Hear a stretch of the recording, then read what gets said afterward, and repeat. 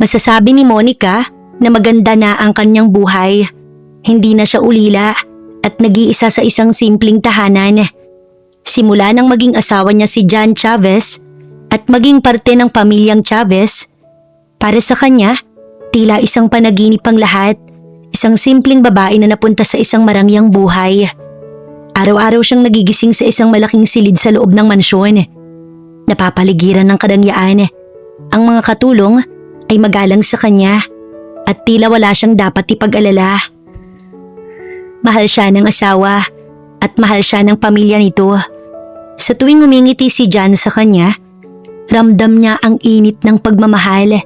Kapag hinahawakan nito ang kanyang kamay, pakiramdam niya ligtas siya sa piling ng asawa. Nang umagang yon, may bisita si Monica sa mansyon. "Aileen, anong ginagawa mo rito?" Tanong ni Monica habang sinalubong ang kaibigan.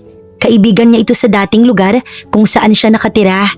Ngunit imbis na ngumiti, seryoso ang mukha ni Aileen. Halatang may gusto itong sabihin na mabigat. "Monica, kailangan nating mag-usap." Napakunot ang noo ni Monica. Hindi siya sanay na makita si Aileen na ganoon ang itsura. Dinala niya ito sa isang sulok ng sala upang magkaroon sila ng pribadong pag-uusap. "Ay, ano bang problema?" tanong niya. Saglit na natahimik si Aileen. Tila nagdadalawang isip kung magsasalita ba o hindi. Ngunit sa huli, napabuntong hininga ito. "Monica, mukhang may mali sa pamilyang napasukan mo." Parang may malamig na tubig na ibinuhos sa katawan ni Monica. Hindi niya agad na proseso ang sinabi ng kaibigan. Anong ibig mong sabihin?" "Aileen, okay lang ako rito. Mabait naman si John. Mabait naman ang pamilya niya." "Hindi mo alam ang lahat, Monica. Yung mga bagay na hindi nila ipinapakita sa'yo." Nagsimulang kabahan si Monica. Ano bang pinagsasasabi mo?" Bubuksan pa sana ni Aileen ang bibig nito upang magpaliwanag. Ngunit nang pumasok ang bagong dating sa malaking pinto ng mansyon, pareho silang napalingon. Dumating si John. Agad na nagbago ang ekspresyon ni Aileen. Napansin iyon ni Monica, ngunit bago pa siya makapagtanong, tumayo na ang kaibigan. "Kailangan ko nang umalis, Bes. May gagawin pa nga pala ako." Pero Aileen, mag-iingat ka ha." Bago ito tuluyang umalis, ay sambit nito. Lumapit si John sa kanya na may ngiti sa labi. "Bakit siya nagmamadali?" "Hindi ko nga alam eh." Ano bang pinag-uusapan ninyo?" Sandaling natigilan si Monica. "Wala naman, nagkamustahan lang." Tila sinuri siya ni John, ngunit maya-maya lang, ngumiti rin ito at hinaplos ang buhok niya. Baka kailangan na talaga niyang umalis." Hinawakan ni John ang kanyang muka at marahang hinalikan siya sa noo. Nanatili silang dalawa sa sala, naglalambingan at nagtatawanan. Ngunit sa kabila ng mga ngiti at yakap, hindi mawala sa isip ni Monica ang sinabi ni Aileen. Sa mga sumunod na araw, pilit niyang ibinalik ang sarili sa dati, yung komportable lang sa lugar kung saan siya nakatira. Ngunit kahit anong gawin niya, hindi na mawala sa isip niya ang sinabi ni Aileen. Anong mali sa pamilya ng asawa niya? Sa bago niyang pamilya? Hindi mapakali si Monica. Sa mga sumunod na araw, matapos ang pagbisita ni Aileen, pilit niyang ibinalik ang sarili sa dati. Yung pagiging komportable sa loob ng mansyon, ang pakikisalamuha sa pamilya ng kanyang asawa, at ang paglimot sa mga salitang bumabagabag sa kanyang isipan. Ngunit hindi niya magawa. Isang umaga, habang nag-aalmusal sila ni John sa mahabang mesa, biglang nagsalita ang kanyang asawa. "Kailangan ko nga palang umalis. May business meeting ako. Ilang araw din ako mawawala." Sabi ng asawa niya habang kalmado lang na umiinom ng kape. Bahagyang natigilan si Monica. "Ilang araw kang mawawala?" "Mga 3 o 4. Huwag kang mag-alala. Nandito naman sina Mami at Daddy. Kailan ka ba nila pinabayaan?" Sagot ni John sabay ngiti nito. Pinilit ngumiti ni Monica kahit may kakaibang kaba siyang nararamdaman. "O sige, mag-iingat ka ha." Tumayo si John at siya'y nilapitan. Marahang hinawakan ng kanyang pisngi at hinalikan siya sa noo. "Mag-iingat ka dito, love." Bulong pa nito sa kanya. Pagkaalis ni Jan, naiwan si Monica sa mansyon kasama ang mga magulang nito. Tulad ng dati, maayos naman ang pakikitungo sa kanya ng mga ito. Monica, kumain ka pa. Dapat healthy lagi ang manugang namin. Sabi ng ina ng kanyang asawa habang iniaabot sa kanya ang isang pinggan ng prutas. Salamat po. Mabait naman sila at walang bakas ng kahit anong masama. Kung hindi dahil sa sinabi ni Eileen, hindi niya maiisip na may itinatago ang pamilyang ito. Lumipas ang 2 araw na tila normal lang. Naglakad-lakad si Monica sa hardin, nakipagkwentuhan sa mga kasambahay at sinubukang kalimutan ng lahat. Ngunit ng gabing yon, tahimik ang buong mansyon. Hindi makatulog si Monica, kaya naman bumangon siya at nagpa siyang bumaba upang uminom ng tubig. Hindi kasi siya nakapagdala. Maingat siyang naglakad palabas ng kwarto nila ni Jan. Halos walang ilaw sa pasilyo, maliban sa ilang dim na ilaw sa gilid ng dingding. Habang patungo siya sa hagdanan, napadaan siya sa harap ng kwarto ng mga magulang ni Jan. Doon siya natigilan. May naririnig siyang boses mula sa loob sa di gaanong nakasaradong pintuan. Sa una, balak niyang baliwalain yun. Ngunit nang marinig niya ang ilang salitang hindi niya inasahan, kusang napahinto ang kanyang mga paa. Sigurado ka bang naiutos mo na? Tanong ng mother-in-law niya sa asawa. Oo, sagot ng Ginoo sa asawa, ang ama ni Jan. Bahagyang lumapit si Monica sa pintuan, halos hindi humihinga. Punong-puno na rin ako sa taong yon, kaya kailangan na siyang mawala rito. Hindi na siya pwedeng mabuhay. Malamig pang sabi ng Ginoo. Nanlaki ang mga mata ni Monica. Kaya mahal na mahal kita dahil alam na alam mo ang mga gagawin mo. Natutuwang sabi ng ginang sa asawa. Matagal na natin tong negosyo at wala tayong dapat na kalaban. Pinagplanuhan ko lang talaga kung paano tatapusin ang isang yon para wala na tayong kalaban sa negosyo natin sa bawal na gamot. Nanigas ang buong katawan ni Monica. Negosyo? Kalaban? Bawal na gamot? At kailangang mamatay? Parang binuhusan ng malamig na tubig si Monica. Hindi niya na kinayang marinig pa ang iba. Dahan-dahan siyang umatras mula sa pintuan. Nanginginig ang mga kamay niya. Hindi niya halos maramdaman ang kanyang mga paa. Hindi siya makapaniwala. Hindi niya matanggap. Ang pamilyang itinuring niyang mabait, ang pamilyang tinanggap siya, ay may kinalaman sa isang illegal na negosyo. At hindi lang basta illegal. Pagbebenta ng bawal na gamot at pagpatay sa mga kalaban. Halos hindi siya makahinga habang pumasok siya sa kwarto nilang mag-asawa. Isinara niya ang pinto at agad na napaupo sa kama. Hindi totoo to. Bulong niya sa sarili. Ngunit malinaw ang kanyang narinig. Unti-unting pumatak ang kanyang mga luha. Hindi mapigilan ni Monica ang kanyang pag-iyak. Nakaupo siya sa gilid ng kama. Yakap ang sarili habang pilit pinipigilan ang paghikbi na lumalabas sa kanyang bibig. Pakiramdam niya, gumuho ang mundo niya sa isang iglap lamang. Ano ba to? Mahina niyang sambit. Hindi niya alam kung anong gagawin niya. Ang asawa niya si Jan, parte ng pamilyang yon. Ibig sabihin, posible ring alam nito ang lahat o mas masahol pa, kasama ito. Mas lalo siyang napaiyak sa naisip. Paano kung totoo? Paano kung ang lalaking mahal niya ay hindi palang inaakala niyang mabuti at mapagmahal? Paano kung isa rin ito sa mga taong kayang pumatay? Hindi niya matanggap at hindi niya kayang tanggapin. Hinawakan niya ang kanyang dibdib, pilit pinapakalma ang sarili. Ngunit mas lalo lang bumibilis ang tibok ng kanyang puso. Puro takot ang nararamdaman niya. Tahimik siyang humagulgol. Pilit tinatakpan ng kanyang bibig upang walang makarinig sa kanya. Ayaw niyang malaman ng kahit na sino na narinig niya ang lahat. Kailangan niyang magpanggap. Kailangan niyang kumilos na parang walang nangyari. Ngunit sa gabing yun, hindi niya naitago ang kanyang nararamdaman sa sarili. Unti-unting bumigat ang kanyang mga mata dahil sa pagod at pag-iyak hanggang sa tuluyan na siyang nakatulog. Kinabukasan, nagising si Monica na mabigatang pakiramdam. Parang may kakaiba sa katawan niya. Hindi niya maipaliwanag. Ngunit ramdam niya ang bahagyang hilo na tila hindi nawawala. Dahan-dahan siyang bumangon mula sa kama. Hinawakan ang kanyang noo. Ano to? Bulong niya. Napaupo siya sandali. Naalala kung anong nangyari kagabi. Ngunit kasabay ng pagbalik ng alaala ay ang bigat sa kanyang damdamin. Ang narinig niya at ang lihim ng pamilya Chavez. Napapikit siya ng mariin. Hindi, kailangan kong kumalma, sabi niya sa sarili. Ngunit nang bigla siyang makaramdam ng pagduduwal, mabilis siyang tumayo at tumakbo papunta sa banyo. Halos manginig ang kanyang katawan habang sinusuka ang laman ng kanyang tiyan. Pagkatapos noon, napasandal siya sa pader, hinihingal at doon niya naisip, hindi kaya. Agad siyang tumayo at tumingin sa sarili sa salamin. Hinawakan niya ang tiyan niya.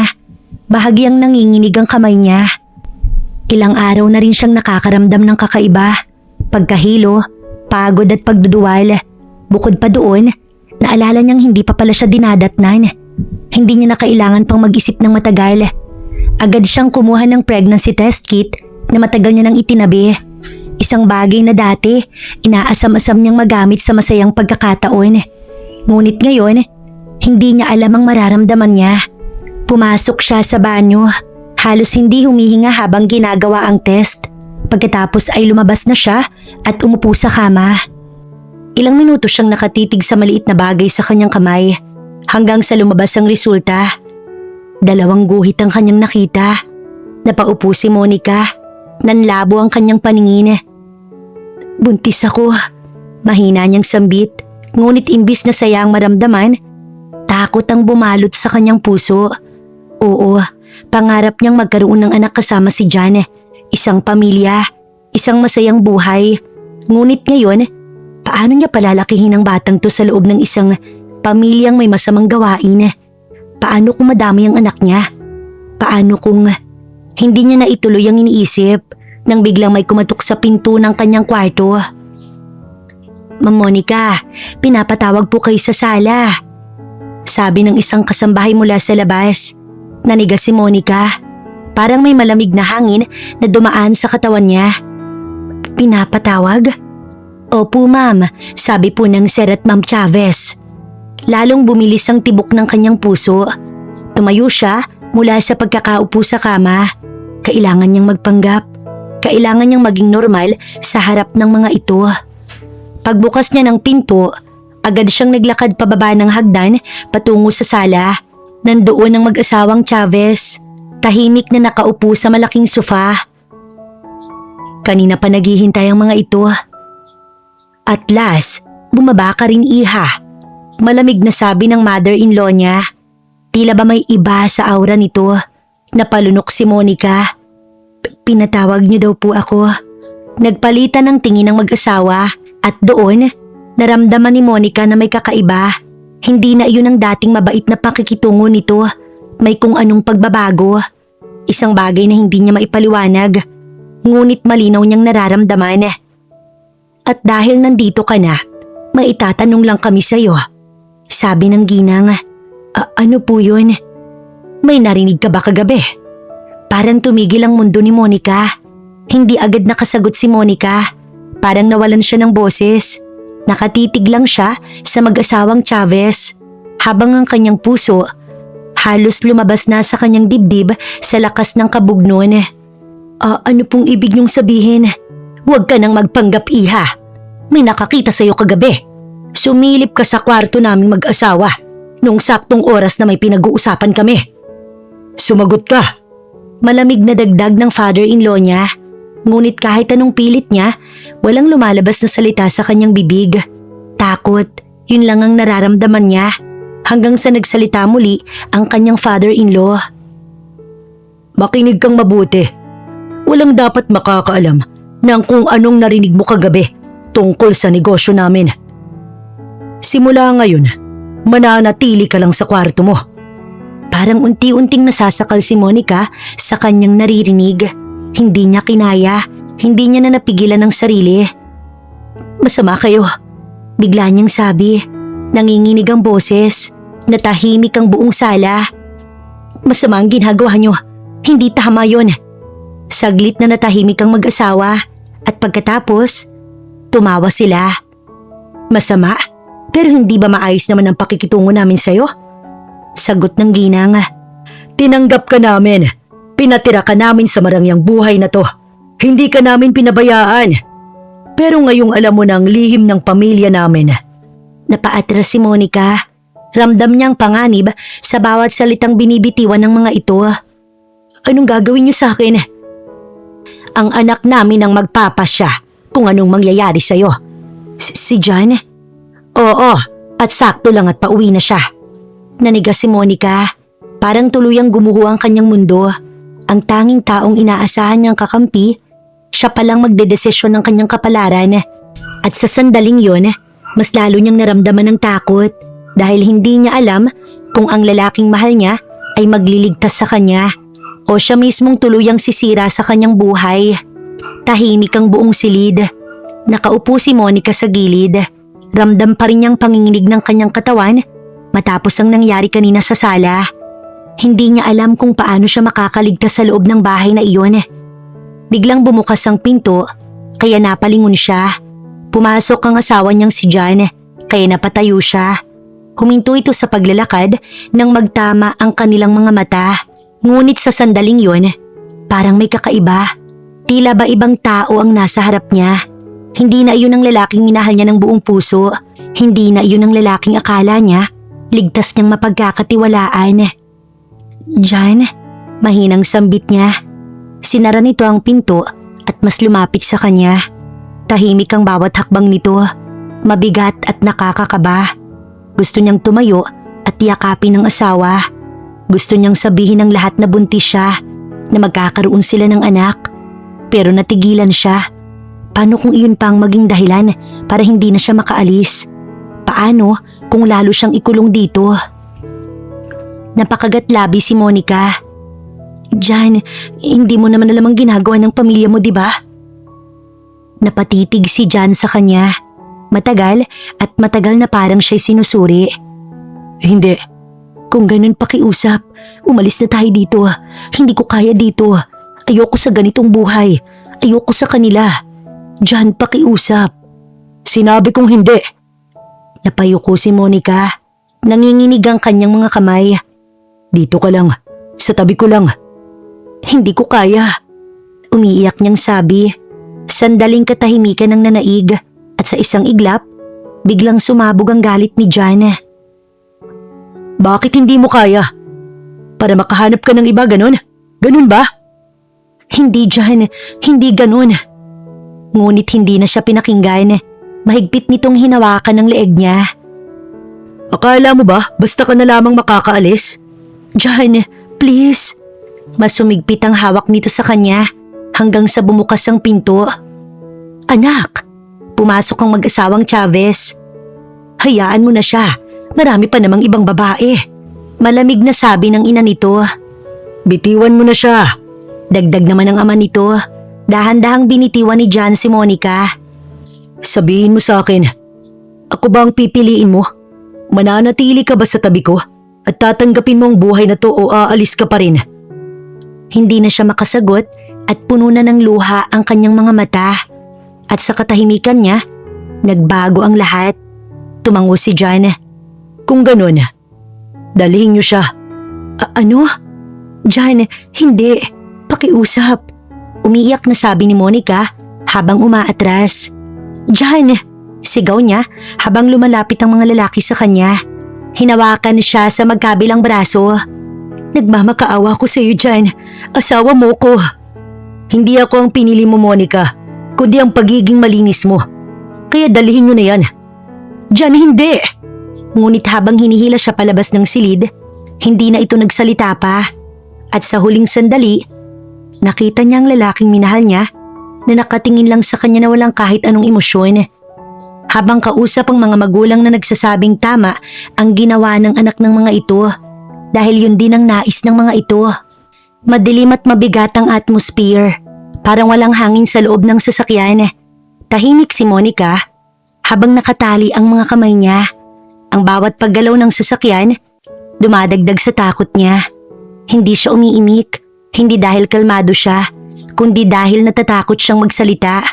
Sa bawat segundo, bumabalik sa isip niya ang mga salitang narinig niya sa mansyon na baka kapag may mali siyang nasabi, basta na lamang siyang patayin. Nandito na tayo.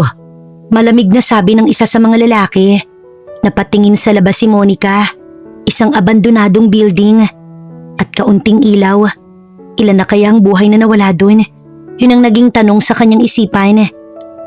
Pakiusap, ayoko pang mamatay. Mahina niyang sambit, ngunit hindi man lang siya pinansin. Binuksan ng isang lalaki ang pinto ng sasakyan at marahan siyang inilabas. Wag na wag kang tatakbo kung ayaw mong masaktan. Walang naging sagot si Monica habang pilit niyang pinapakalma ang sarili. Ngunit ang puso niya parang sasabog sa takot. Habang naglalakad sila papasok ng abandonadong building, bawat hakbang niya mabigat at parang tinatalian ng kanyang mga paa. Dito na, sabi ng isa. Huminto sila sa gitnang parte ng warehouse na naroon sa first floor. Walang tao, walang tunog kundi ang huni ng mga kuliglig at hangin. Dito pala siya mamamatay, dito matatapos ang lahat. Pakiusap, huwag niyong gawin to. Wala akong kasalanan. Pakiusap ni Monica. Ngunit isa sa mga ito ang dahan-dahang naglabas ng baril. Nanlaki ang mata niya, parang tumigil ang oras. Utos to sa amin. Malamig nitong sabi. Hindi. Bulong niya. Pumikit siya at luhang gumuhit sa kanyang pisngi. 1 segundo, 2 segundo at napadilat si Monica. Walang tama sa kanya. Walang sakit ng bala. Pero 2 lalaki ang biglang bumagsak sa lupa. Nanlaki ang kanyang mga mata. Pinatay ng isang lalaki ang 2 nitong kasama. Pagkatapos ay tinanggal nito ang kanyang pagkakatali. Tumakbo ka na. Ha? Tumakbo ka na ngayon din. Mabilis na gumana ang instinct sa katawan niya. Hindi ako pwedeng mamatay. Hindi ngayon. Hindi para sa anak ko. Umiiyak niyang sambit habang tumatakbo hanggang sa makarating siya sa kalsada. Ngunit sa sobrang pagod, hindi napansin ni Monica ang paparating na sasakyan. Isang malakas na busina ang narinig niya. Napalingon siya. Malapit, mabilis at diretso sa kanya. Natigilan siya sa gitna ng kalsada. Hindi siya makagalaw at hindi rin siya makatakbo. Puro takot lang ang naiwan sa kanya. Ngunit sa isang iglap, tumigil ang sasakyan. Halos ilang pulgada na lamang ang pagitan. Naniga si Monica sa gitna ng kalsada. Nanginginig ang buong katawan. Bumukas ang pinto at isang ginang ang bumaba habang ang driver nito nanatili sa loob ng sasakyan. Okay ka lang ba? Tanong nito, halatang nagulat at nag-aalala. Hindi agad nakasagot si Monica. Pakiusap, tulungan niyo ko. Napatigil ang babae. Lumapit ito at inalalayan si Monica. Halika, sumakay ka. Safe ka na dito. Pinapasok siya nito sa loob ng sasakyan. Pagkasara ng pinto, doon siya tuluyang bumigay. Tahimik siyang umiiyak na at ang isang kamay mahigpit na nakahawak sa tiyan niya. Buhay pa ako. Buhay pa kami ng baby ko. Tumingin ang ginang kay Monica. Sinong gumawa nito sa'yo? Ngunit hindi makasagot si Monica. Parang lahat ng salita niya ay naubos. Parang ang tanging natira na lang sa kanya ay takot at pagod. Hindi siya agad nakasagot na naiintindihan naman ng ginang. Huminto ang sinasakyan nila Monica sa harap ng isang malaking gate. Isang malawak na mansyon ang nasilayan niya nang pumasok sila doon. Pagkababa nila, tumingin sa kanyang ginang. Halika iha, pumasok tayo. Habang naglalakad si Monica papasok, ramdam niya ang kakaibang katahimikan ng lugar. Hindi katulad ng mansyon ng mga Chavez na mabigat at nakakakaba ang mga huling araw niya. Dito, nagagawa niyang huminga ng maayos. Pagpasok nila sa loob, pinaupo siya ni Ma'am Minerva sa malambot na sofa. Minerva Valencia daw ang pangalan nito. Nasabi na nito sa kanya kanina nung sila ay nasa biyahe. Napayuko si Monica. Nanginginig ang kanyang mga kamay at doon siya nagsimulang magkwento. Habang nagsasalita si Monica, hindi niya mapigilan ang panginginig ng kanyang boses. Minsan ay humihinto siya, hindi dahil ayaw niyang ituloy, kundi dahil sumasakit ang dibdib niya sa alaala. Alam ko po, mabuti silang tao. Akala ko, mahal ako ni John. Pero mali pala ako. Ikinuwento niya ang lahat mula sa babala ni Eileen hanggang sa narinig niyang usapan ng mag-asawang Chavez, ang negosyo, ang bawal na gamot at ang pagpatay. Pagdating sa bahagi na sinakal siya ni John, napahawak sa gilid ng sopa si Minerva, halatang hindi nagustuhan ng naririnig. At pagkatapos, dinala nila ako sa isang lugar na akala ko doon na ang katapusan ko. Buntis po ako at alam ko pong gusto nila akong patahimikin, pero ayokong madamay ang anak ko. Monica, tumingin si Monica sa ginang. Huwag kang matakot sa akin. Safe ka dito. Parang may bigat na nabawas sa dibdib ni Monica, ngunit hindi pa rin nawawala ang takot.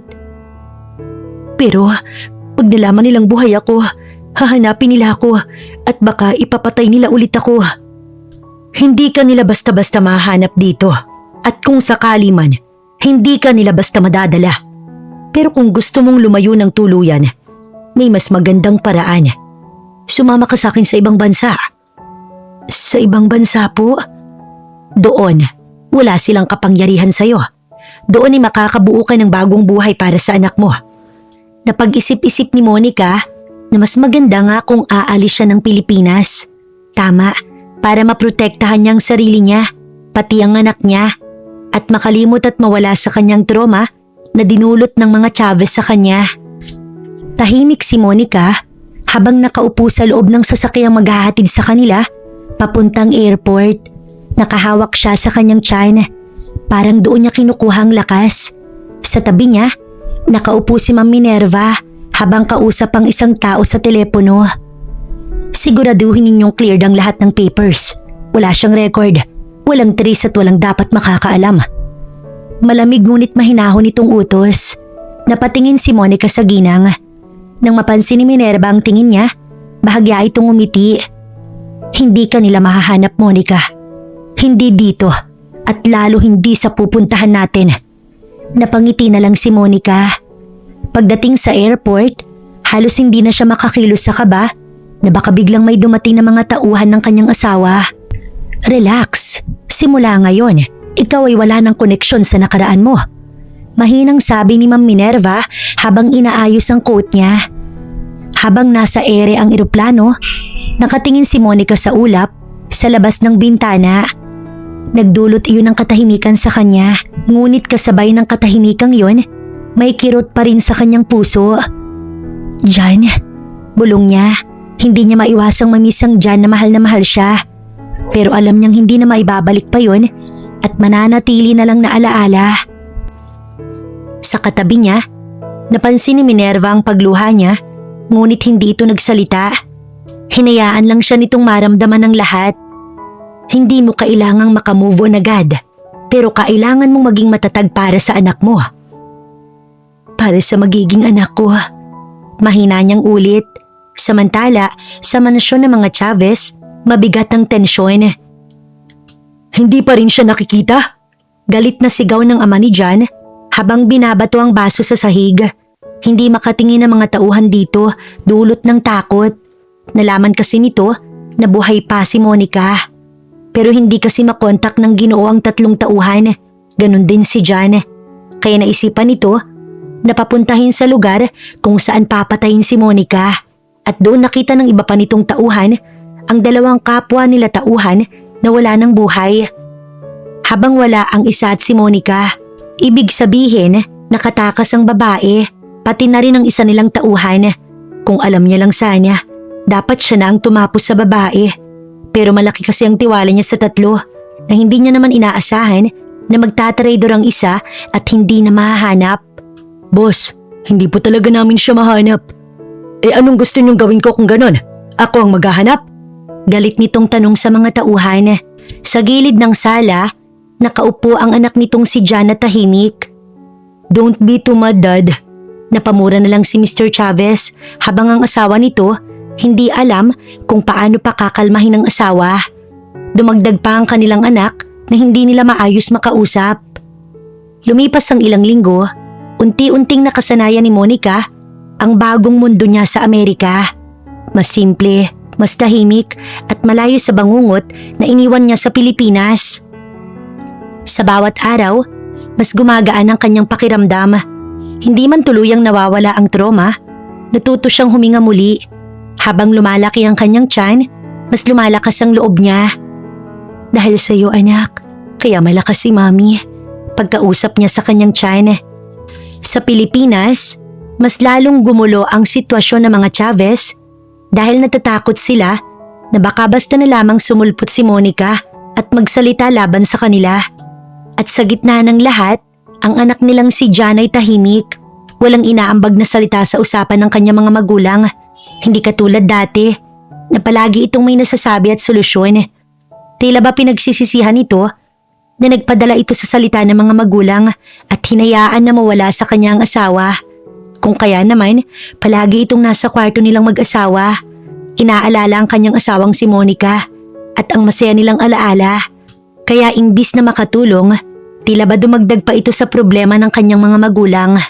Malamig ang hangin sa labas ng hospital habang dahan-dahang sumikat ang araw. Ngunit sa loob ng silid, pawis at pagod ang bumalot kay Monica. "Konti na lang, iha. Konti na lang," mahinahong sabi ng doktor. Napapikit si Monica habang pilit kinakaya ang sakit. Bawat kirot, tila sumisira sa kanyang lakas. Ngunit may isang bagay na kanyang pinangahawakan, ang anak niya. "Para sa iyo anak ko," mahina niyang bulong. Isang malakas na iyak ang biglang umalingaw-ngaw sa buong silid at sa sandaling yon, tila tumigil ang mundo.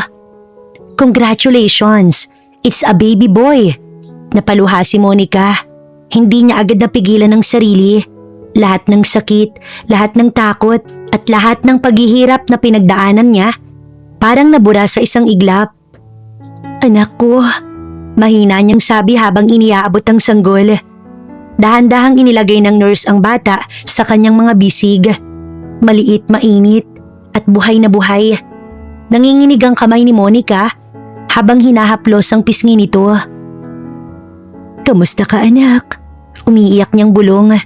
Sa gilid, hindi rin napigilan ni Minerva ang mapaluha. Sa buong buhay niya, ngayon lang niya naranasan ang ganitong klaseng saya. "Ang gwapong sanggol," sabi nito habang pinupunasan ng luha. Ngumiti si Monica kahit pagod. Saglit siyang natahimik. "Matthew," mahina niyang sabi. "Matthew Asuncion." Napatingin si Minerva sa kanya. "Asuncion? Apelyido ko po yun." Napangiti siya habang nakatingin sa anak niya. "Matthew Asuncion, anak, hindi kita hayaang maranasan ang lahat ng naranasan ko."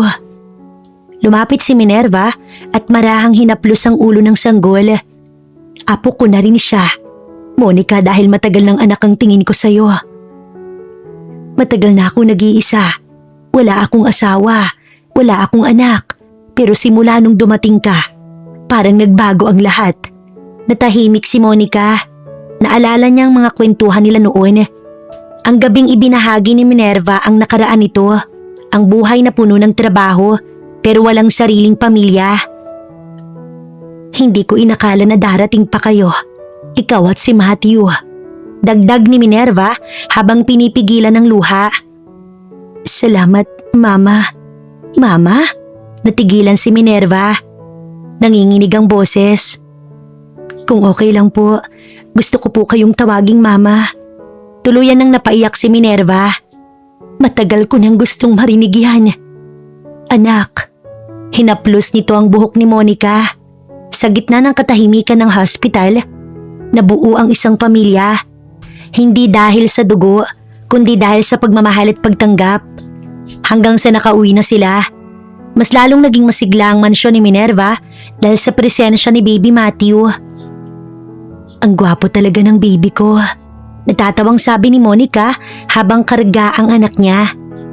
"Dahil mana nga sa'yo, maganda," biro ni Minerva habang may hawak na gatas. "Kanino pa ba, Ma? Mana sa'yo sa tapang. Kasi kung hindi ka matapang, wala kayo dito ngayon." Napatingin si Monica sa anak niya. Kaya nga po kailangan kong mas maging matapang pa. Araw-araw, natuto si Monica bilang isang ina. Sa bawat pagngiti ni Matthew, sa bawat iyak nito, sa bawat yakap niya dito, mas lalo siyang lumalakas dahil isa siyang ina na handa siyang gawin ang lahat para sa anak niya. Samantala sa Pilipinas, tahimik ang buong mansyon ng mga Chavez. Ngunit sa likod ng katahimikan ay may nagaganap na plano. Nakapag-usap ng dalawang pamilya. Kailangan na nating ayusin ang kasal. Sabi ng ina ni John habang nakaupo sa sala. Nakatayo naman sa gilid ang asawa nito. Hawak ang baso ng alak. Matagal na natin itong plinano. Siya lang ang nararapat para kay John. Kaya napabuti talagang nangyari sa kanilang dalawa nung lasing ang anak natin.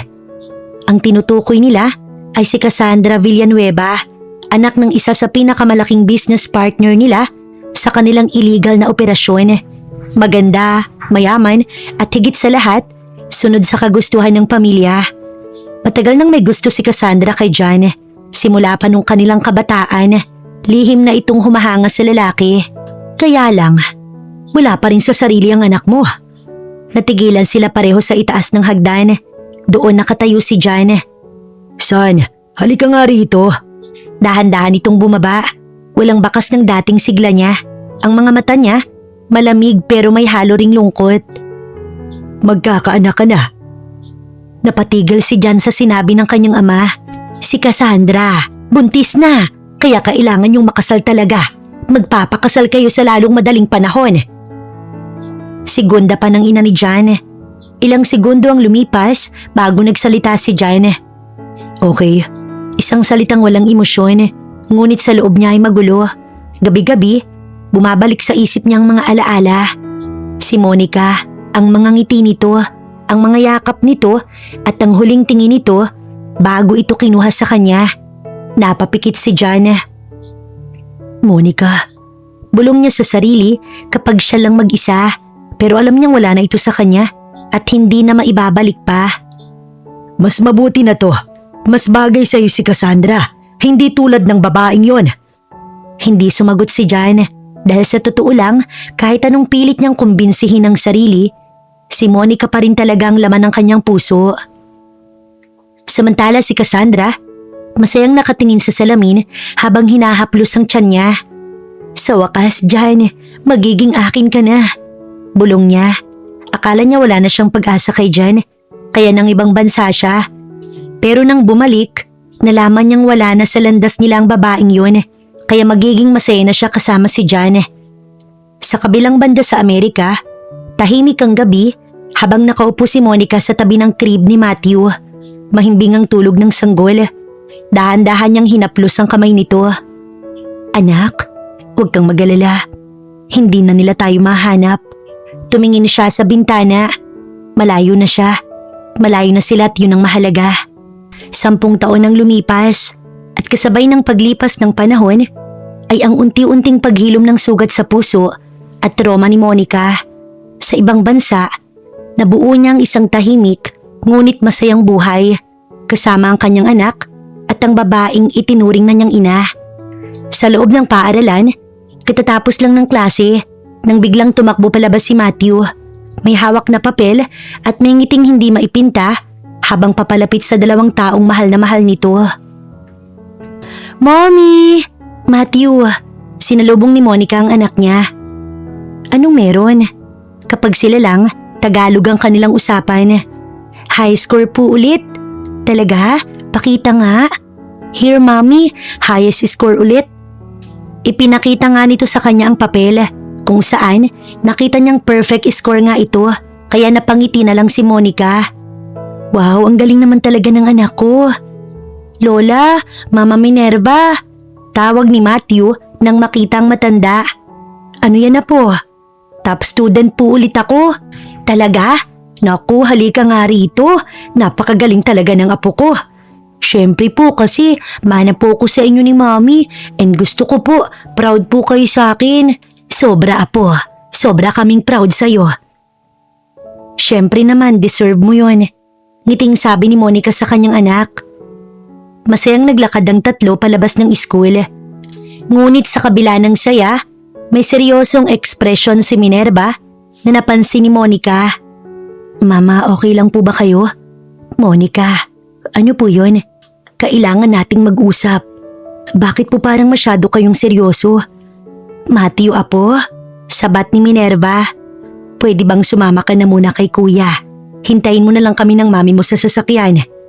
Opo, Lola Minerva. Mama, anong problema? Sabi ni Monica habang naglalakad-lakad pa rin sila. May problema ba? Mukha kasing seryosang pag-uusapan nilang dalawa. Walang problema. May ibibigay lang ako sa'yo. Ano po yun? Simula ngayon, ipapasa ko na sa'yo ang kumpanya.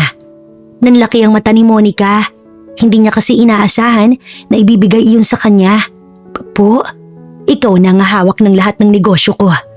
Mama, hindi pa ho ako handa. Handa ka na. Hindi po, natatakot pa ako. Natakot ka rin noon, di ba? Oo po, pero kinaya mo. Iba po to. Hindi, mas matatag ka na ngayon. Mama, bakit ako? Dahil ikaw ang pinaka-pinagkakatiwalaan ko. Pero mama, dahil anak na ang turing ko sa'yo. Hindi ko po alam kung anong sasabihin. Sabihin mo lang na tatanggapin mo. Talagang desidido na itong ipasa sa kanyang kumpanya. Paano kung magkamali po ako? Normal lang naman iyon. Paano kung bumagsak ang kumpanya? Hindi mangyayari yon. Bakit po kayo sigurado? Dahil ikaw si Monica, ang isa sa pinakamatapang na babaeng nakilala ko. Ang saya-saya ni Monica. Masaya siyang malaki ang tiwala nang itinuring niyang ina sa kanya. Kaya pinapangako niya sa sarili na gagawin niya lahat upang hindi niya ito mabigo, mas gagalingan pa niya. Habang sa Pilipinas, walang buhay ang malaking bahay ng pamilya Chavez. Hindi ito tulad ng tahanan ni Monica na puno ng init at pagmamahalan. Sa dining table, tahimik na kumakain ang batang si Connor. Ang mami nito ay galing sa gala kasama ang mga kaibigan habang ang bata naabutan naman itong maghahapunan na. Connor, kumain ka na. Opo, mami. Nasaan ang daddy mo? Nasa kwarto niya po. Hindi pa rin siya lumalabas? Hindi po. Mami? O bakit? Mahal po ba ako ni daddy? Oo naman, anak. Pero bakit po hindi niya ako kinakausap? Busy lang siya. Lagi na lang po siyang busy. Connor, pagtawag nito sa anak na tila pinapatigil sa mga sinasabi. Gusto ko po siyang makasama. O sige na, halika na. Pupuntahan natin siya. Sumusukong sabi ni Cassandra. Kahit alam na niya na ayaw ni Jan na iniistorbo. Umakyat sila sa kwarto ni Jan. Walang emosyon ang mukha nito nang pagbuksan sila. Anong kailangan niyo? Ang anak natin. So, gusto kanyang makausap. Mamaya na lang. Jan, anak mo to. Busy ako, Cassandra. Daddy, what? Top student po ako.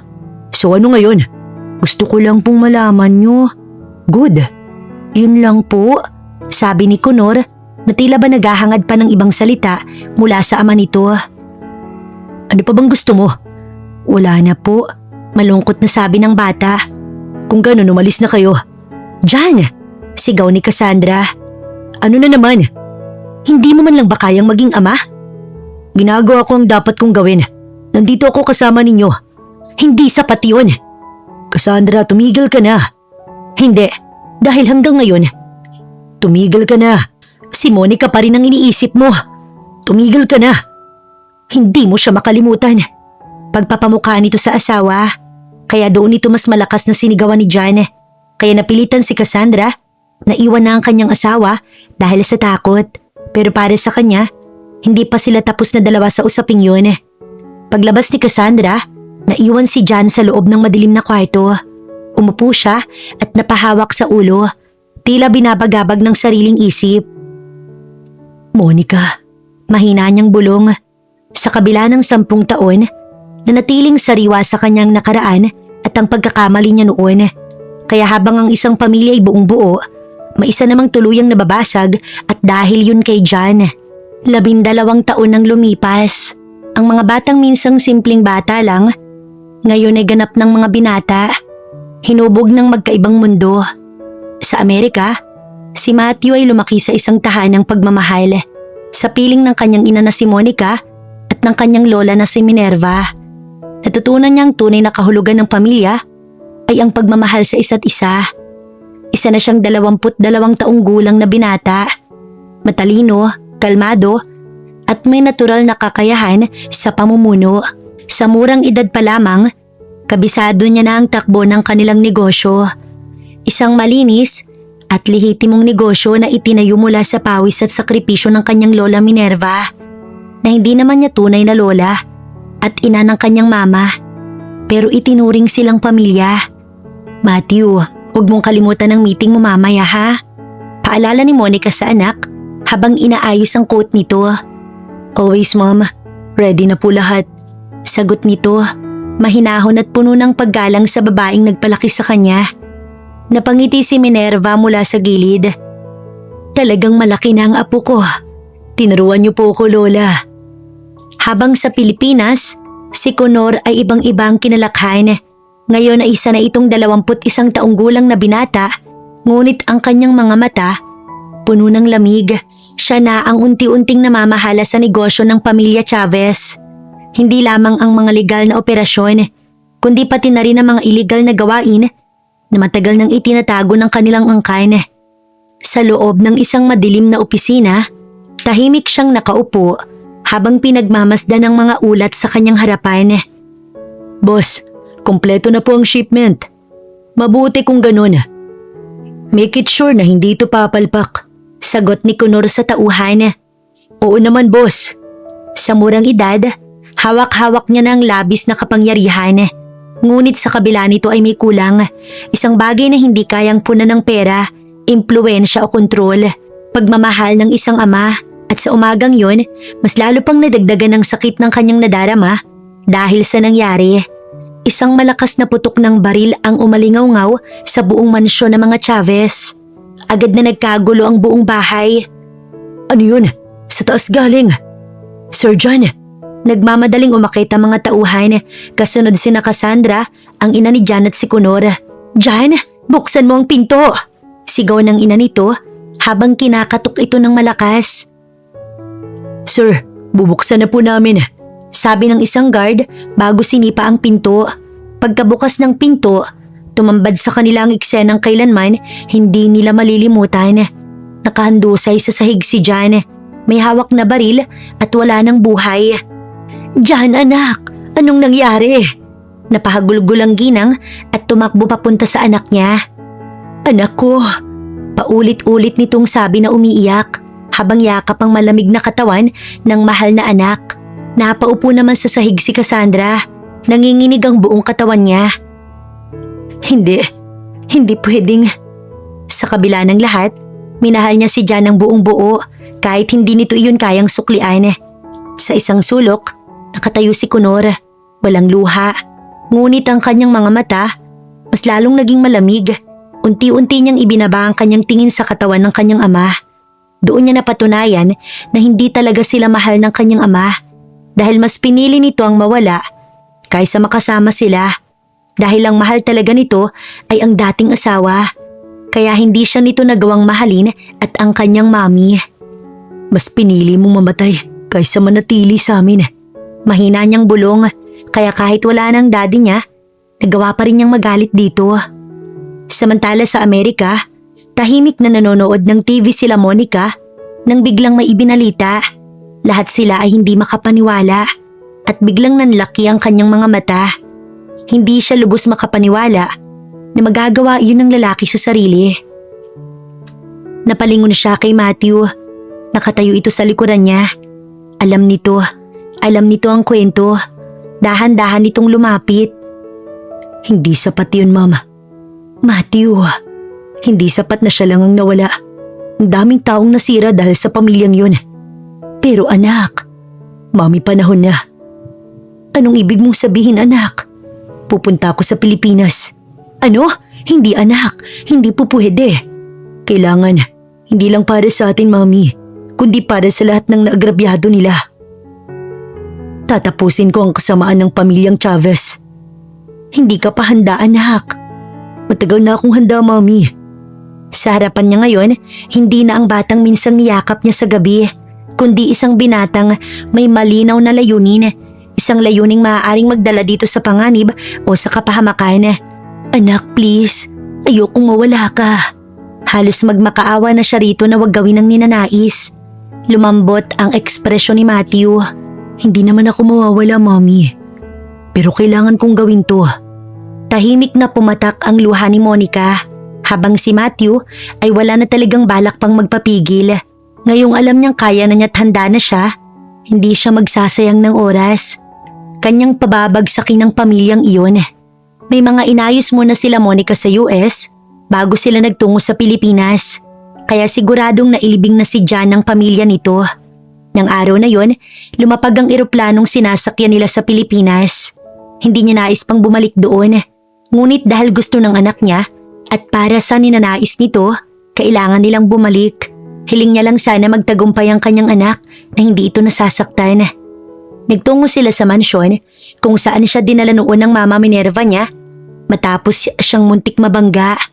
Napangiti si Monica dahil ibang-iba na siya mula sa babaeng nakita noon sa gitna ng kalsada. Anak, Mom, don't worry about me. Tumingin si Monica sa kanyang Mama Minerva at tila ba sinasabi nitong pagkatiwalaan niya nga po nito. Nang gabing yon, pinilit ni Monica na matulog kahit na sa totoo lang, nangangamba pa rin siya sa kung anong pwedeng mangyari habang sila ay nasa Pilipinas. Samantala si Matthew, alam na ang kanyang gagawin. Kinabukasan, una niyang inasikaso ay ang tungkol sa mga negosyo nila bago siya naghanda para sa pagpapakita niya sa kanyang kapatid sa ama.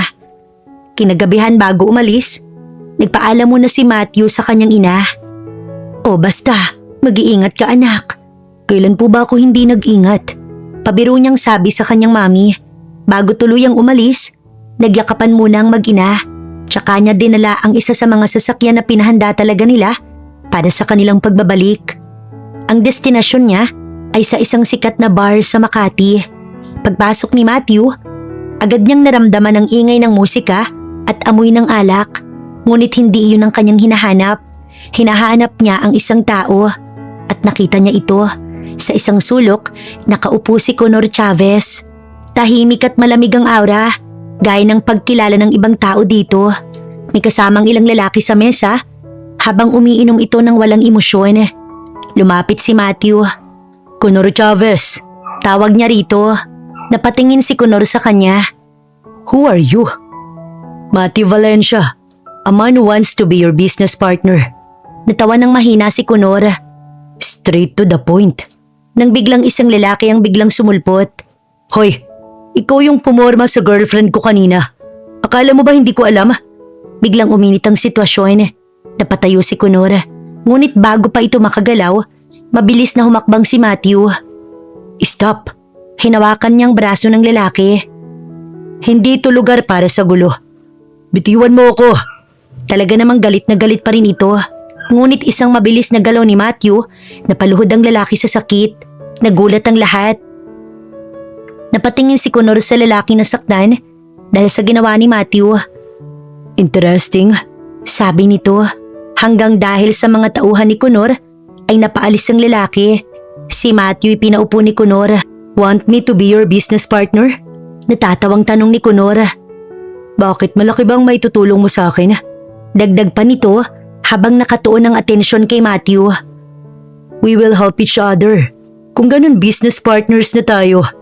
Nagkamayin pa ang dalawa at niyaya ni Conor si Matthew na uminom ng alak. Habang lasing ito, nagawa nitong magkwento tungkol sa ama nito na wala ng araw. Hindi naging madali ang gabing yon para kay Matthew. Ngunit hindi rin niya inaasahan na magiging ganoon kabilis ang takbo ng mga pangyayari. Sa loob ng bar, matapos ang ilang baso ng alak, halata ng epekto nito kay Conor. Nawala ang bahagyang lamig sa mukha nito at napalitan ng pagiging bukas. Isang bagay na bahira raw makita ayon sa kanyang mga tauhan. Alam mo, hindi naman talaga ako ganito dati. Pero wala. Kapag lumaki ka sa mundong wala kang choice, matututo ka na lang na maging ganito. Ani Conor at nakinig lang siya rito. Boss, mukhang kailangan na po namin kayong ihatid. Sabi ng isa sa mga tauhan ni Connor. Sasama ako, sabi ni Matthew. Napatingin sa kanyang mga tauhan nito. Kaya na po namin, sir. Tila ba ayaw ng mga itong pasamahin siya hanggang sa nagsalita si Connor. Hayaan niyo si Matthew. Ilang minuto ang lumipas, nasa loob na sila ng sasakyan. Nasa gitna si Connor. Bahagyang nakapikit habang nakasandal. Si Matthew naman, tahimik lang sa gilid, pinagmamasdan ng daan.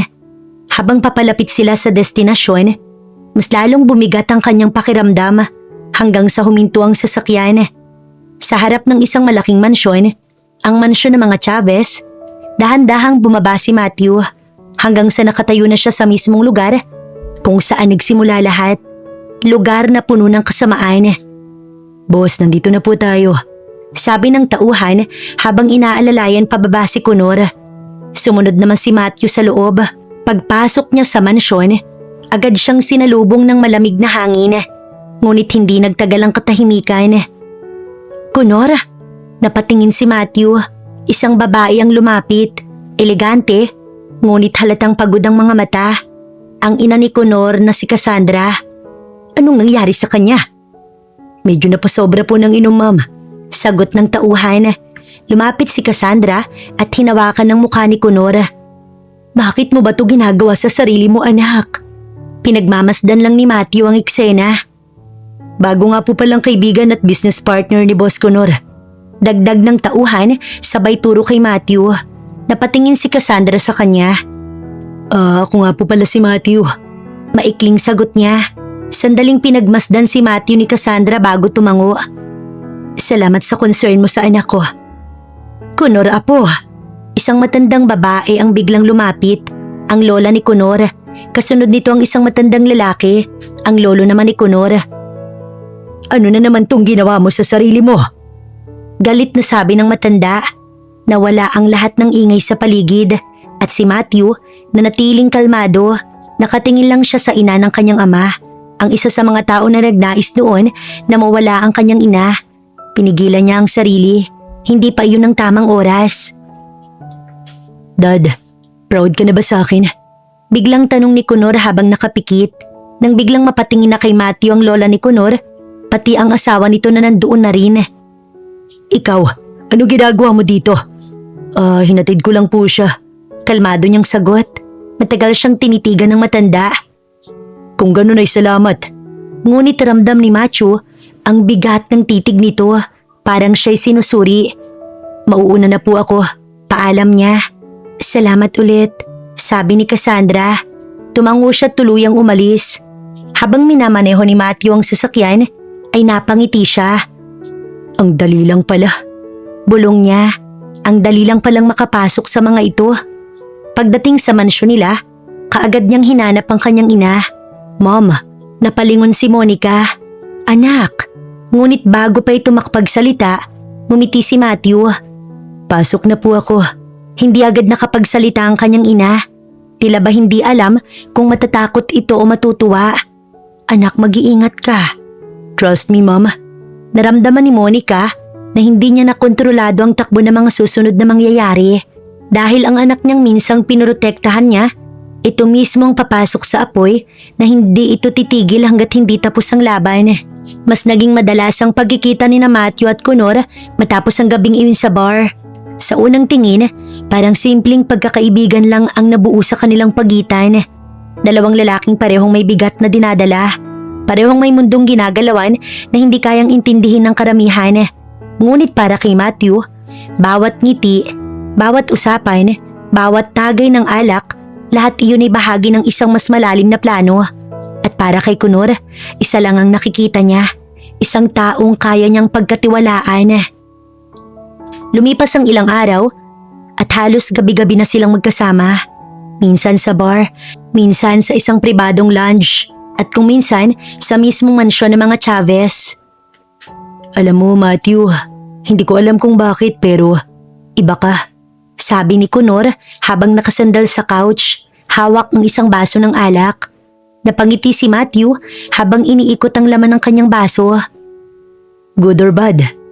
Good, sagot agad ni Connor. Isa ka sa pinagkakatiwalaan ko. Bahagyang natawa si Matthew. Habang tumatagal, mas nagiging bukas si Connor kay Matthew. Mga simpleng kwento, hanggang sa unti-unting mas mabibigat na bagay. Hindi naman talaga business lang ang meron kami, sabi ni Connor. Bahagyang bumaba ang boses. Doon na naging alerto si Matthew. Ngunit sa labas, kalmado pa rin siya. Ano namang ibig mong sabihin? Illegal. Smuggling, money laundering, kung ano-ano pa. Tuloy ni Connor habang umiinom. Akala mo ba ganito kalaki ang pera sa malinis na paraan lang? Hindi agad nagsalita si Matthew. Pinagmasdan niya si Connor. Lasing na ito kaya unti-unti nang lumalabas ang katotohanan. Hindi ka ba natatakot? Tanong ni Matthew. Dapat ba akong matakot? Illegal nga ito eh. Matthew, walang taong malinis sa mundo. Yung iba lang mas magaling magtago. Sinang-ayon na naman ni Matthew. Tama ka. At saka kung tutuusin, mas delikado pa nga yung nagpapanggap na malinis. Natuwa si Connor. See? Kaya nga gusto kita eh. Muli silang nagtagay. Kaya sa gabing yon, tuluyan ang ibinaba ni Connor ang kanyang depensa. Ngunit ang hindi niya alam, habang siya'y nagsasalita, habang ibinubuhos niya ang mga lihim ng pamilya nila, lahat ng iyon, malinaw na naitatala. Tahimik na ipinasok ni Matthew ang kanyang kamay sa bulsa. Doon nakatago ang isang maliit na device, isang recorder. Halos hindi ito mapapansin, pero sapat para makuha ang bawat salita, bawat detalye at bawat sikreto. Alam mo Matthew, kung sakali mang may mangyari sa akin, ikaw lang yung taong pwede kong pagkatiwalaan. Wala namang mangyayaring masama, sagot niya. Ngunit sa loob niya, ibang sinasabi ng isip. Lumalim ang gabi at tuluyan nang nalasing si Connor. Inom pa. Next time na lang, sagot ni Matthew. Halika na, ihahatid na kita. Pagdating nila sa mansyon ng mga Chavez, agad siyang sinalubong ng mga tauhan. Sir Matthew, kami na po ang bahala. Make sure na makakarating siya sa kwarto niya. Opo, sir. Hindi na rin siya nagtagal. Agad siyang bumalik sa sasakyan. At habang nagdadrive, dahan-dahan niyang kinuha ang recorder. Pinatugtog niya ito at sa loob ng sasakyan, muling umaalingaw-ngaw ang boses ni Connor. Pagdating niya sa kanilang bahay, pinuntahan niya ang kanyang ina. Mom, late ka na anak. Matthew, dahan-dahan niyang inilapag ang recorder sa mesa. May ebidensya na agad tayo. Pinindot niya ang play button at muling narinig ang boses ni Connor. Nagkatinginan silang mag-ina at napangiti na lang si Matthew sa kanyang mommy. Hindi inaasahan ni Matthew na mas mabilis pang lalalim ang tiwala ni Connor sa kanya. Matapos ang isang linggong halos gabi-gabi silang magkasama, dumating ang puntong hindi na lamang bar at inuman ang pinupuntahan nila. Isang gabi, habang nasa loob sila ng sasakyan ni Connor, napansin ni Matthew na ibang direksyon na kanilang tinatahak. It's time na makita mo yung tunay na mundo ko, sabi ni Connor sa kanya. Walang naging sagot si Matthew, ngunit sa loob-loob niya, alam niyang ayun ang hinihintay niya. Maya-maya pa, narating nila ang isang liblib na lugar sa labas ng syudad, isang warehouse. Malakit halata agad na mayroong itinatago. Pagbaba nila ng sasakyan, sinalubong agad sila ng mga armadong tauhan. Boss, tumango si Connor. Relax, kasama ko to, sabi nito sa lalaki. Napatingin ang mga tauhan kay Matthew bago sila tuluyang pinapasok. Pagpasok pa lang, agad na tumambad kay Matthew ang katotohanan. Mga kahon, iba't ibang dokumento at mga taong abala sa kung ano-anong transaksyon. Hindi na kailangan pang ipaliwanag. Alam na niya, yun ang sentro ng illegal na operasyon ng pamilya Chavez. Tahimik niyang inayos ang kanyang damit. Doon, nakatago ang maliit na kamera. Patuloy na kumukuha ng ebidensya, ang bawat galaw, muka at usapan. Welcome to the real business, sabi ni Connor habang nakangiti. Impressive, right? Tumango naman si Matthew. Halika, aya ni Connor. Dinala siya nito sa loob ng opisina sa warehouse. Doon, may isang lalaking naghihintay. Gentlemen, meet Matthew. Isa-isang tumingin sa kanyang mga ito.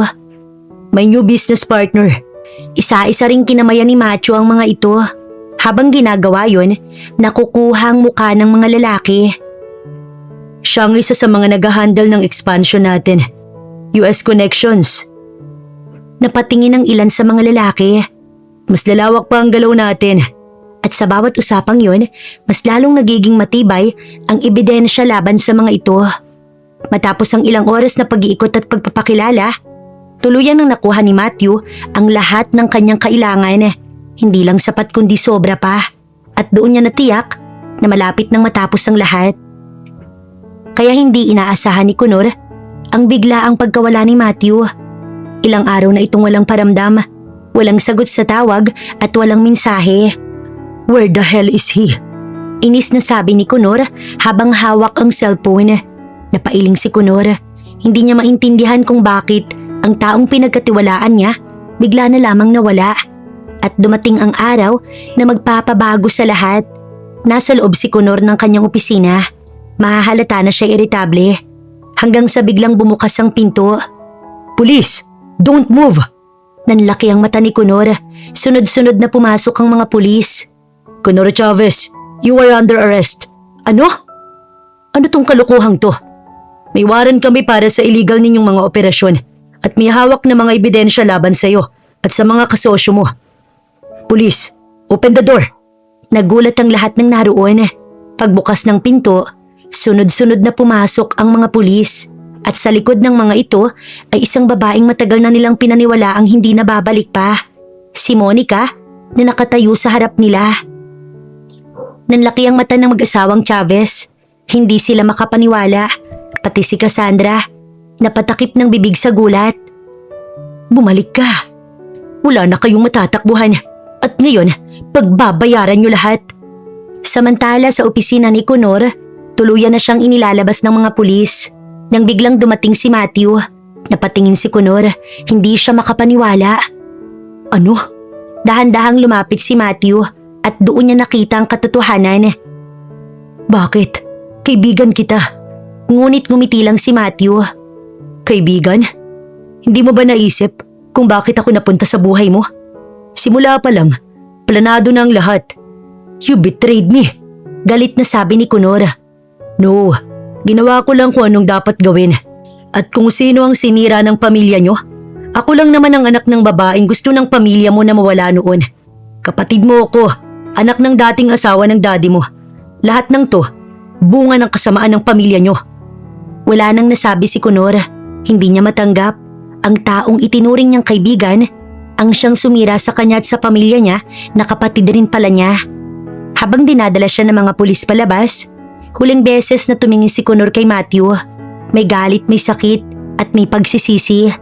Samantala, sunod-sunod na rin ang operasyon ng pulisya sa kanilang hideout. Isa-isa itong pinasok, kinumpiska ang mga lahat, hinuli ang mga tauhan, tinapos ang lahat ng illegal na gawain.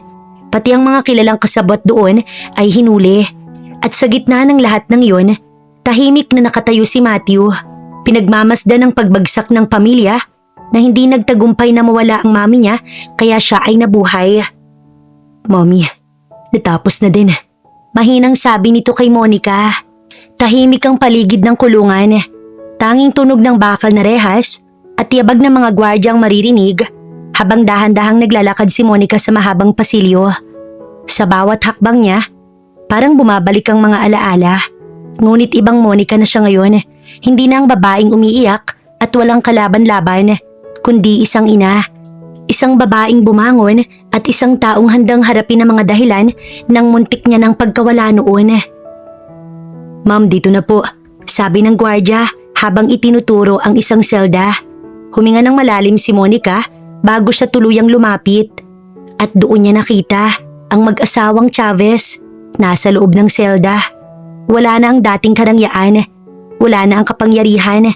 Tanging galit at pagkatalo ang makikita sa kanilang mga mata. Dahan-dahang lumapit si Monica sa rehas. Pinagmasdan niya ang dalawa. Para bang inukit niya sa isipan ang bawat ekspresyon nila. Ang parehong mga taong dati kanyang kinatatakutan. Alam niyo, matagal ko nang hinihintay ang araw na to. Bahagyang umiti si Monica. Kasi gusto kong ipaalala sa inyo at ipamukha sa inyo na lahat ay may hangganan. Lalo na ang kasamaan. Walang naging sagot ang mag-asawa habang si Mr. Chavez mariing nakatitig sa kanya. Hindi pa tapos to. Galit na sabi ni Mr. Chavez, ngunit ngumiti lang si Monica. Sandaling natahimik ang lahat hanggang sa muling magsalita si Monica. Alam niyo ba kung sinong nagpabagsak sa inyo? At sino? Tanong ng Ginoo. Dahan-dahang ngumiti si Monica, isang ngiting puno ng kahulugan. Ang anak ko. Ano? Imposible. Hindi makapaniwala ang mga ito. Ang anak ko. Nakadugo niyo rin. Nanlaki ang mata ng mag-asawa. Doon palang unti-unti nang pumapasok sa isip nila ang katotohanan.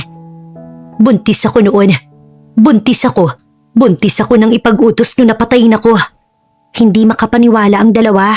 Parang hindi nila matanggap ang naririnig. Hindi niyo alam, no? Hindi niyo alam na may sanggol na muntik nang madamay sa kasamaan niyo. At yung sanggol na yun, ang siyang bumalik para wasakin kayo. Unti-unting napaupo ang ginang sa loob ng selda, habang ang Ginoo naman napahawak sa rehas. Tumalikod si Monica, handa na siyang umalis. Tapos na ang laban, ngunit bago siya tuluyang lumayo, huminto siya at muling lumingon sa kanila. Tinitigan niya ang dalawa. Ang sarap pala sa pakiramdam na makita kayo sa loob ng selda. Walang sumagot. Saka siya tuluyang tumalikod, habang ang mag-asawang Chavez naiwan sa loob ng rehas para harapin ang kanilang mga kasalanan. Nang araw na nakaupo si Connor sa loob ng kanyang selda, nakatitig sa kawalan, halos hindi pa rin siya makapaniwala sa nangyari. Ilang araw pa lang ang lumipas mula nang siya ay mahuli, ngunit pakiramdam niya, parang isang iglap lang ang lahat mula sa pagiging makapangyarihan hanggang sa pagiging bilanggo. At ang pinakamasakit sa lahat, ang taong pinagkatiwalaan niya, ang siyang sumira sa kanya na kapatid niya pala. May bisita ka. Napatingin si Connor sa pulis, bahagyang kumunot ang noo niya. Sino? Ngunit hindi na ito sumagot. Sa halip, binuksan nito ang pinto at pinalabas siya nito para sa kanyang bisita. Hinarap siya kay Matthew, sapat para mag-init ang dugo ni Connor. Ikaw? May gana ka pang magpakita sa akin? Gusto lang naman kitang makita. Para ano? Para ipamukha kung paano ko hindi ginamit ang utak ko? Hindi, kundi para sabihin sa'yo na pwede ka pang magbago. Magbago? Sa tingin mo kaya ko pa? Hindi na. Okay, kung yan ang desisyon mo. Mahina niyang sabit tumalikod na. Ngunit bago siya tuluyang makalabas, napahinto siya. At least, sinubukan ko. Bulong niya sa sarili, tsaka siya hindi na lumingon pa. Naiwan si Connor sa kulungan. Samantala sa labas ng kulungan, naghihintay si Monica at nang lumabas na doon si Matthew, niyakap ito ng kanyang ina. Pero bago tuluyang bumalik ng US, sinigurado muna ng mag-ina na hindi na makakalabas ng kulungan ng mga Chavez, pati na ang mga kasamahan ng mga ito sa kasamaan. Makalipas ang ilang linggo matapos ang lahat ng nangyari sa Pilipinas, tuluyan nang bumalik sa Estados Unidos sina Monica at Matthew, pati ang Mama Minerva. Ang pagbabalik na iyon, hindi na kagaya ng dati. Kung noon ay puno ng takot, pag-iingat at pag-iwas, ngayon ay dala nila ang katahimikan. Agad na bumalik si Matthew sa pagtutok sa kanilang mga negosyo. Mas naging seryoso siya at mas naging determinado. Sir, updated na po ang reports from New York branch, sabi ng kanyang assistant. Send it to my email. Maikli niyang sagot habang abala sa pag-review ng mga dokumento. Hindi na siyang lalaking pumasok sa mundo ng mga Chavez para maghigante. Sa mansyon naman, mas naging payapa ang kanilang buhay. Si Mama Minerva madalas nang makitang nakaupo sa hardin, tahimik na nagkakape habang pinagmamasdan ng kanyang apo at ang kanyang anak. Ang bilis ng panahon, mahinang sabi niya isang umaga. Lumapit si Monica at umupo sa tabi niya. Oo nga ma. Napangiti si Monica. Kung babalikan niya ang lahat, parang hindi niya akalaing makakarating sila sa puntong ito. Mom, napalingon sila nang marinig ang boses ni Matthew. Papasok ito sa bahay, ngunit may kasama, isang babae na maganda at simple, ngunit may kakaibang aura ng kumpiyansa. May papakilala ko sa inyo. Mami, Grandma, this is Sophia. Good afternoon po. Nagkatinginan sina Monica at Mama Minerva bago silang umiti. Hello Iha, kamusta ka? Sabi ni Monica. Siya yung nililigawan ko na girlfriend ko na ngayon. Dagdag ni Matthew. Talaga? Ang bilis mo naman. Pabirong sabi ni Monica sa anak niya. Matagal na rin, Mom. Umupo silang lahat at nagkwentuhan. Anak siya ng isa sa mga business partners namin. Dagdag pa ni Matthew. Napailing si Monica habang nakangiti. Habang tumatagal ang usapan, mas lalo niyang nagustuhan ng babae at ramdam niya na ito na ang taong magpapasaya sa anak niya. Samantala sa buhay ni Monica, may mga pagbabagong hindi niya inaasahan. Kung noon ay buong mundo niya umiikot lang kay Matthew, ngayon ay unti-unti niya nang natutunan kung paano muling buksan ang kanyang puso. Monica, napalingon siya. Nakatayo sa harap niya si Edward, isang lalaking matagal nang nagpapakita ng interes sa kanya. Mabait, maasikaso at higit sa lahat may respeto. Pwede ba kitang yayaing mag-dinner? Okay. Sa una nagdadalawang isip siya. Hindi siya sanay. Hindi niya alam kung handa na ba siya. Ngunit habang tumatagal, unti-unti niyang nakita ang katotohanan. Hindi lahat ng tao kagaya ng nakaraan niya. Hindi lahat ay mananakit. Alam mong gusto kita, Monica, at matagal na kitang nililigawan. Kaya pwede na ba kitang maging girlfriend? Oo, pumapayag na ako.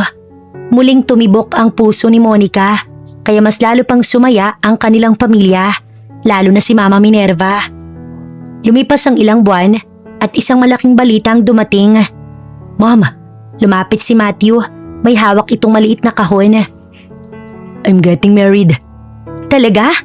Tumango si Matthew at sa likod niya nakatayo si Sophia. Hindi napigilan ni Monica ang kanyang emosyon. Lumapit siya at niyakap ang anak niya. Ang bilis ng panahon. Naiiyak niyang sabi. Dumating ang araw ng kasal. Isang magandang seremonya. Simple, ngunit elegante. Habang naglalakad si Sophia papunta sa altar, nakatayo si Matthew, naghihintay. At sa gilid, tahimik na umiiyak si Monica. Iha, bulong ni Mama Minerva. Masaya lang ako, Ma. Sagot ni Monica.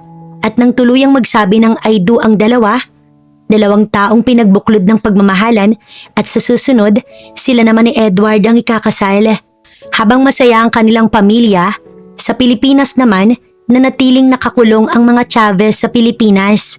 Wala nang kapangyarihan, wala nang impluwensya, at sa loob ng kanilang mga selda, pinagbabayaran nila ang lahat. Samantala si Monica ay nakatayo sa balkonahe ng kanilang bahay. Pinagmamasdan ng kalangitan. Happy, Mom? Tanong ni Matthew habang lumapit sa kanya. Sumilay ang ngiti sa labi ni Monica. Oo, anak. At alam mo kung bakit? Kasi sa kabila ng lahat, hindi tayo pinabayaan ng may kapal at tayo pa rin ang nagwagi. Hindi dahil sa paghihigante, kundi dahil sa pagmamahal. Kaya alam ni Monica na tapos na ang laban. Hindi na siyang babaeng tinakwil, hindi na siyang babaeng muntik patayin, kundi isang ina na lumaban, nabuhay at nagtagumpay. At sa wakas masaya na siya, tunay na masaya.